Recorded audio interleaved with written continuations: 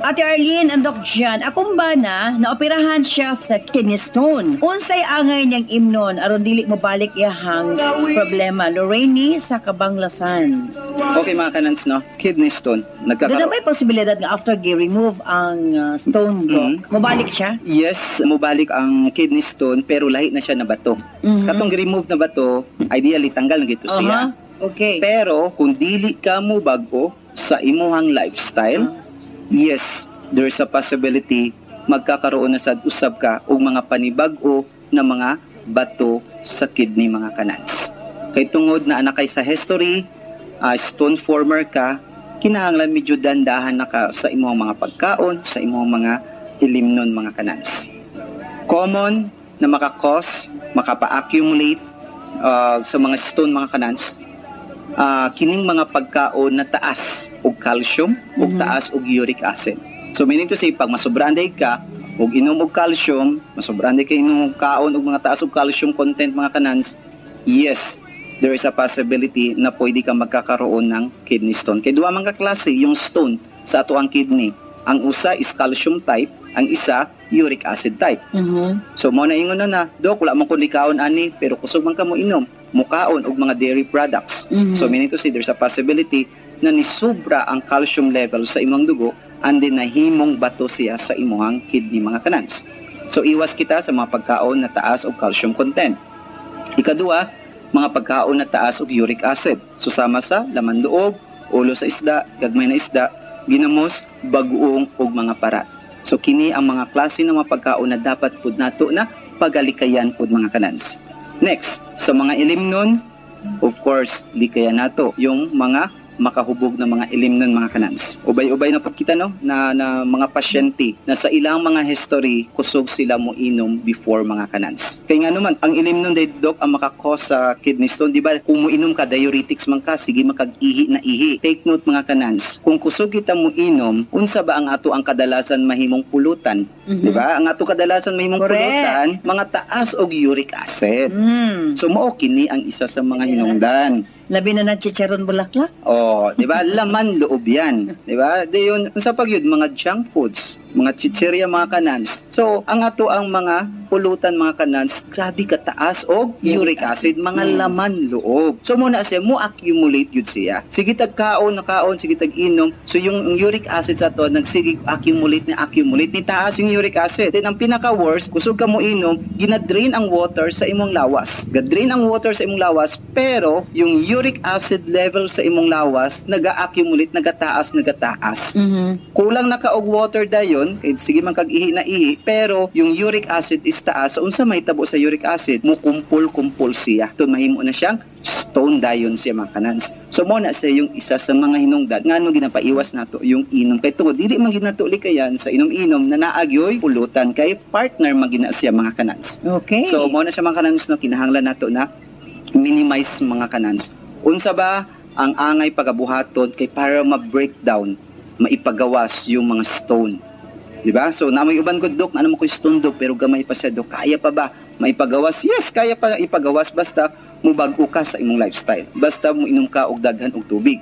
And then, sabayan din nato sa pag-inom sa You-Eat Herba Capsule. Kaya ang You-Eat Herba Capsule is, mutabang yun siya para breakdown sa mga uric acid. So, kung uric acid ang cause sa imuhang stone mga kanans, pag inom nimo sa You-Eat Herba Capsule, sigurado, mo hinay-hinay ka na siya, kahumok na kahumok, hantod ma-breakdown siya, hantod maipagawas lamang siya sa imuhang pag-ihi mga kanan. So makalikay kita sa mga dako na mga komplikasyon mga kanan. So You-Eat Herba Capsule, dako kayo ikatabang sa matag pasyente na naay problema sa kidney or naay mga kidney stone. Ang pag-inom, 1 capsule 3 times a day ang pag-inom. You offer me when I grow old. Ate Arlene and Doc Jan, akong anak sige siya og sungguhon. Gikan ra sa nag-edad pa siya og 14. Hangtod na lang karon nga 18 na siya. Unsa hinungdan sa sunggo Ate R and Doc from Arlene Deligerio of Lunal General Santos City. Okay mga kanans no, yung nosebleed mga kanans or yung pagsunggo mga kanans, mo kini ang pagluya sa mga gagmay na mga kaugatan or mga artery sa sulod sa ato ang ilong. Okay? So sulod mong sa atong ilong mga kanans, so natin mga gagmay daw na mga ugat. So pag mutaas ang pressure sa ato ang dugo or sa sobrang init mga kanans, talag sa yung gagmay na ugat nato mga kanans, ma-ruptured siya. Pag ruptured ana niya mga kanans, mo din tumitabo, nosebleed din kita mga kanans or sungguhon din kita mga kanans. Kung ginasunggo kita unsa ba ang atong angay pagabuhaton? Angay ba kita mo dungo or angay ba kita mo hangad? Di ba ang sa una ginasulti sa ato hangad kita, hangad yun. Unsa man gid, Dok, kung magsunggo ako sa katao? Mo hangad ba o mo dungo? Mudungo kita mga kanans. Dili Aha. kita mo hangad. Nga naman, di ba dapat mo hangad para maundang? Muna sagad. Oh, kung mo hangad kita mga kanans, na ay bleeding. So there's a possibility yung dugo pasulod. I see. Kung lasok siya sa sulod and then magkaroon siya ng blood clot sa sulod, mas daghan. Ay, bali dito nga. So, ang atong angay pagabuhaton mga kanans, so first once na magkasunggo kita, pasagdan lang nato siya, mudungo kita, pasagdan nato siya, namutulo lang siya, namutulo mga kanans. Kay para mugawas to siya. Kay kung dili to siya Di ba mugawas, doon ay i-press ana sa kilid sa ilong? yes, i-press po na siya. Kay para yung mga ugat to ma-stop yung movement sa dugo mga kanans. Kay kung dili man gud nato ma-stop yung agianan sa dugo mga kanans, there's a possibility magsigid siya bleeding mga kanans. So, dungo kita, din i-press nimo siya, and then i-press lang din pasagdan nimo hantod na mo gawas yung mga dugo. Kung nindot ang ato ang clotting factors, after mga pila ka segundo or minuto mga kanans, maundang naman dayon ang iyahang pagdugo. Okay? Pero kung dili pagyapon sa maundang mga kanans, nindot po na i-cold compress dayon siya. So, cold compress nato mga kanans, pag uman nato cold compress, mo na siya, mo constrict na yung mga ugat, suminihina na po na stop na din na yung bleeding niya mga kanans. Okay? Diri mga kanans no, na nindot ug maayo na naakitay nindot na clotting factors. That's why dako kayo ikatabang kanato ang pag-inom sa vitamin C with tawa-tawa. Kaya bilo na kita mga kanans, yung vitamin C with tawa-tawa, yung tawa-tawa mga kanans, makatabang siya para ma-improve yung clotting factors. Kung magkaroon tayo ng mga bleeding kay tungod nindot maayo ang ato ang clotting factors, dali lang niya maundang dayon yung bleeding nato mga kanans.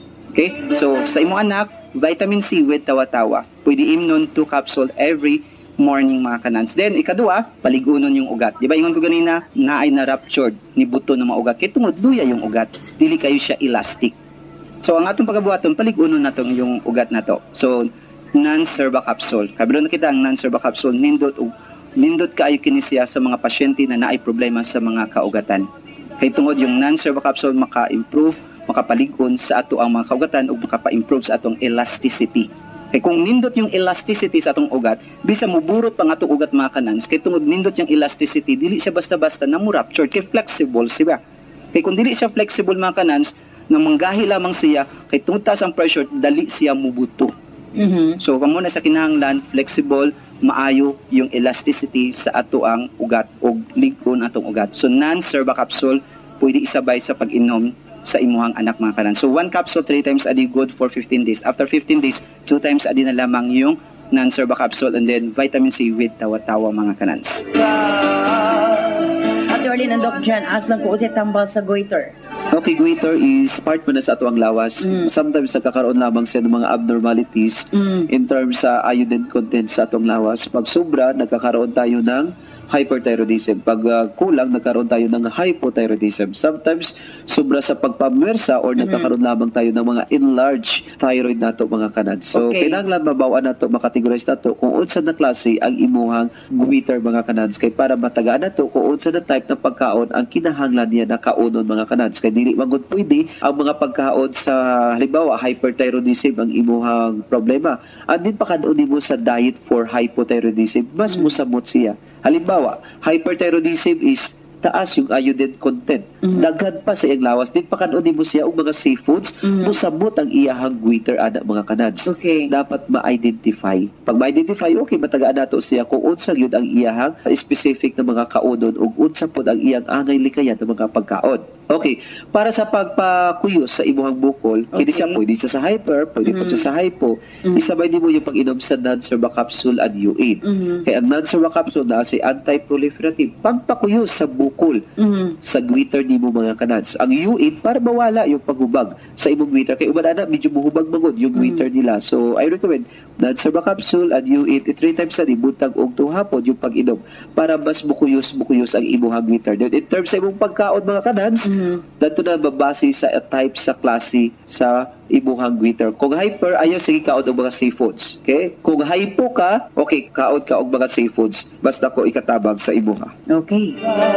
Ate Arlene, nandok dyan, akong mama ba, nagpa-check up siya na ako na sakit sa heart. Unsay mga bation nga sama sa sakit sa heart. Okay, pag ikaw na sakit sa kasing-kasing, ang una nimo bation, magsige ka palpitation, sige ka ba, kabu-kabu ang imuhang dughan. Parang dali ka mag-nervous mga kanads.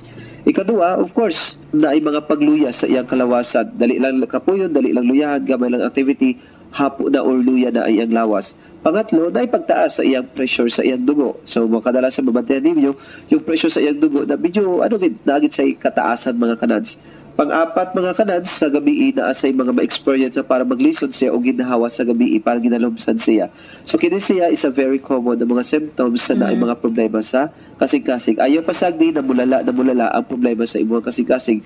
Kaya kini siya pwede siya maika heart attack sa usa ka pasyente or pwede siya ikamatay sa pasyente kung mapasagdan na pasagdan. And then, before na ang mga kanads no, na magkaroon ng heart attack ang pasyente, pwede po ang iyang kasing-kasing pwede magkubag or ginatawag nato na cardiomegaly, midako ang iyang wala na kasing-kasing. Pwede po magkaroon ng pulmonary hypertension or magsige na din ubo-ubo yung pasyente mga kanads. So, kinita na, dili siya maayo mga kanads kung mapasagdan.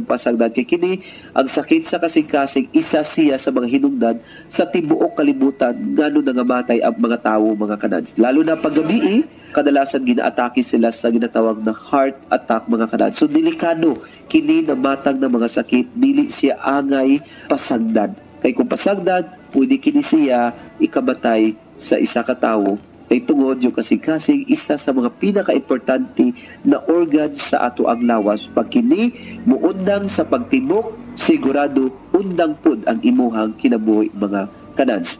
10 minutes lang na ma-delay ang imuhang tibok sa imuhang kasing-kasing mga kanads. Okay? 10 minutes. Corresponding po na siya na pag-delay sa pag-deliver sa oxygen sa imuhang brain. So kung mag-delay, dili na makatibok yung kasing-kasing nimo, 10 minutes na delay sa blood supply sa imuhang brain, pwede ikamatay or ika-stroke or ika-paralyze sa usak pasyente na pwede po na ikamatay talaga yan sa pasyente. 10 minutes sa and up, pwede ikamatay na siya. Muna sa mga kanad, so importante sa matag pamilya ang makahibalo sa ginatawag nato na CPR or cardiopulmonary resuscitation mga kanads. Kay kung ang kasing-kasing nag-cardiac arrest, nagkurong na iyang kasing-kasing, meaning to say, pag nagkurong iyang kasing-kasing, dili na epektibo ang iyang pump. Ang oxygenation sa imong brain, bagsak na, humihina na siya. So, delikado yung pasyente. 10 minutes lang na delay, pwede ikamatay sa pasyente. So, importante na kahibalo ka, mupump sa kasing-kasing, aron malikayan ang mga mahadlok na mga panghitabo mga kanads. Okay. So, para sa naay mga kasakit sa kasing-kasing mga kanads, ayaw ninyo pasagdi na siya. Dako kayo ikatabang kaninyo ang pag-inom sa NANS Herba Capsule kag sa UID Herba Capsule. Isa ka kapsula 3 times a day, buntag ug 2 hapon ang pag-inom. Sama sa UID, buntag ug 2 hapon ang pag-inom. And then, every month, magpa-monitor kita sa imuhang blood pressure. Pati po sa imong laboratory, sa imong cholesterol, sa imong mga sugar, sa imong triglycerides. Agod na atay idea kung kamusta na ba ang kahimtang sa imong kasing-kasing. Kung naka-recover na ba siya or wala. Importante yung mga laboratory after taking sa NANS Herba Capsule kag sa UID Herba Capsule. And then, inarekomenda po nato mga kanads, dalikayan sa mga pasyente, ang mga sobrang patambok na mga pagkaon. Sa mga sobrang matamis, sobrang mga parat na mga pagkaon, kay kini siya dili siya makatabang sa imuhang sitwasyon. Kay kini na mga pagkaon makapataas sa ato ang blood pressure. Pag mataas yung blood pressure sa to si delikado ang pasyente, pwede kini siya na pagka-atake sa iyang kasing-kasing or pwede pagka-stroke sa usa ka pasyente. Okay, balikon ko, take ka og NANS Herba Capsule and UID Herba Capsule. Agud makalikay kita sa mga problema sa kasing-kasing. Isa ka kapsula, 3 times a day ang pag-inom. Bueno, wala naman tayong oras sa atong health education program ni Adlaw Sabado. Hangtod na lamang ang Lunes pohon sa mga taknak sa mga estasyon. Again, ang atong NANS ug UAID. Kung inyo tan-awon, NANS and UAID ang dugay na kayo sa market. Daghan na ang natabangan, daghan na ang naulian. NANS and UAID, sakto kayo ang kombinasyon para sa mabalatian sa masakit sa kasang-kasing ang kidney. Cervicare para sa tanang problema sa kababayan maghisgot man ta og cervical problem, no? Tungod kay ang cervix nato nagkinahanglan gina siya og sakto nga supplement para nga makasustain no nga ma-maintain na